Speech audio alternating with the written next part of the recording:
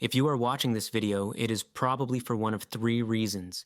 Either you think you might have ADHD, someone who knows you really well sent you this and said, "This is you," or you were supposed to be doing something else 20 minutes ago, fell down a YouTube hole, and somehow ended up here, in which case, you might want to keep listening. This is not about labels or internet self-diagnosis. It is about finally having words for things you have been struggling with your whole life. Let's talk about what ADHD can actually look like in everyday life. Not in textbooks, but in those little "what is wrong with me" moments that keep repeating. Maybe this is you. You sit down to do one simple task, and somehow, an hour later, you are an expert in a completely different topic you did not even know existed this morning. You promise yourself you will start after this video, after this snack, after checking one more thing, and the starting line keeps teleporting away from you. You say, "Sorry, I forgot." So often, you are starting to feel like a walking push notification that doesn't work, or you live in this strange split. One part of you is very capable, smart, creative, full of ideas and random talents. Another part of you cannot keep up with emails, laundry, bills, messages, or any kind of boring life admin.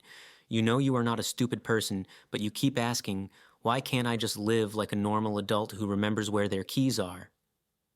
If that inner conflict feels familiar, ADHD might be part of the picture. Before we go further, one important thing: listening to a video will not give you an official diagnosis. Only a qualified professional can do that. What this can give you is a clearer map so you stop thinking, "I am just lazy," and start asking better questions. Now let's walk through 10 patterns that often show up together in ADHD brains.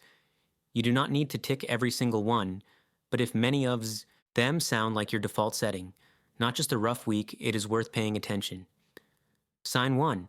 Your brain stalls at the starting line. You can think about a task for days. You can feel the pressure and even hype yourself up like, "Okay, we are doing this." Main character moment. Then you open the document and your brain quietly Alt F4s itself. It is not that you do not care.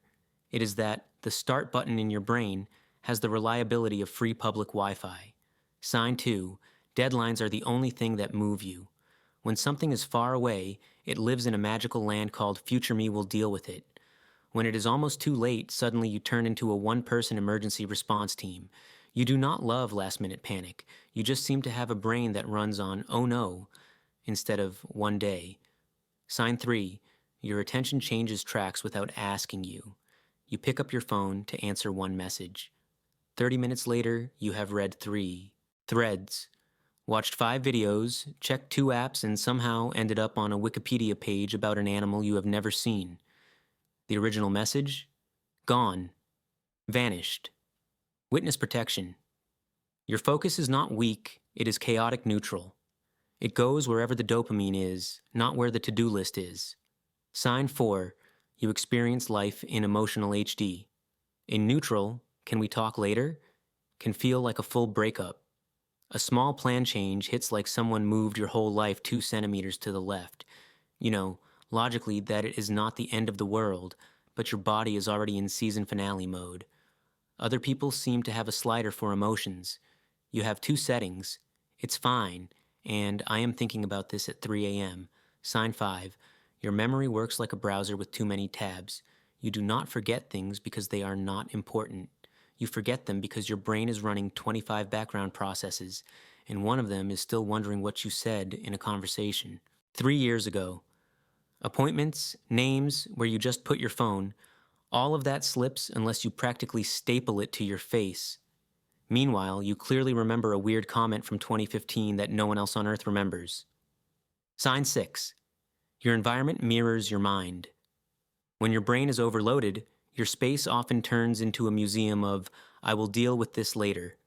Piles, stacks, laundry that is half clean and half "I don't even know anymore." You might actually know exactly which pile something is in, which is why real, proper organizing feels more dangerous than helpful.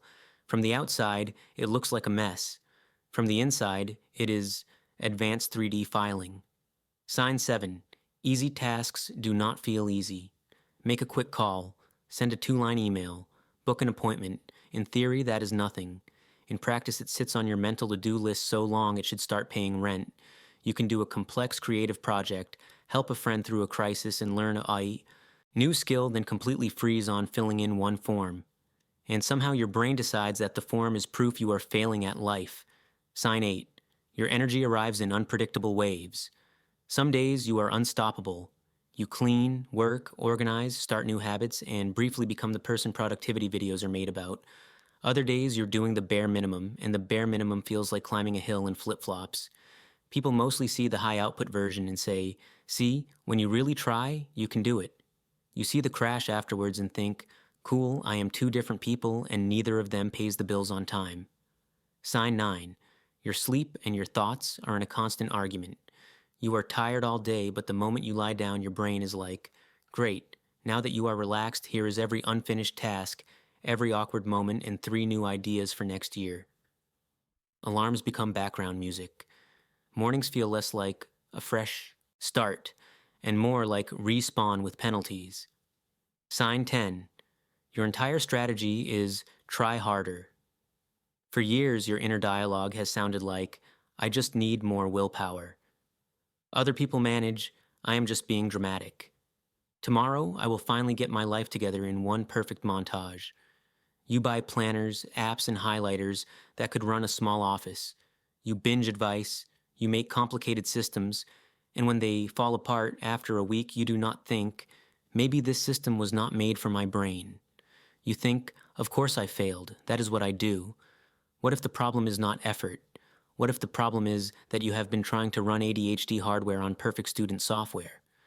If half of this sounded a little too familiar, there is a decent chance the issue is not that you are broken.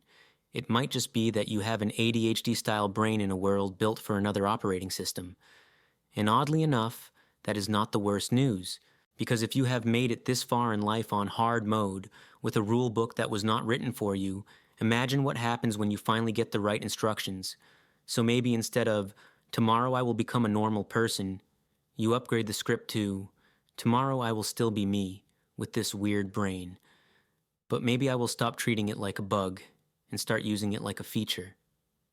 Given everything you have managed while feeling completely unprepared, you are probably doing a lot better than you think.